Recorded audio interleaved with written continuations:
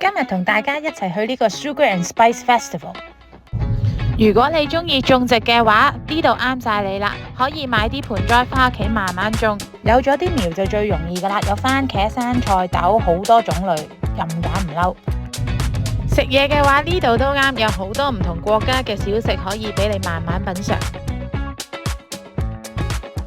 仲可以買埋本地小店自家製作嘅產品，好似啲番梘啊、蜜糖啊、醬料等。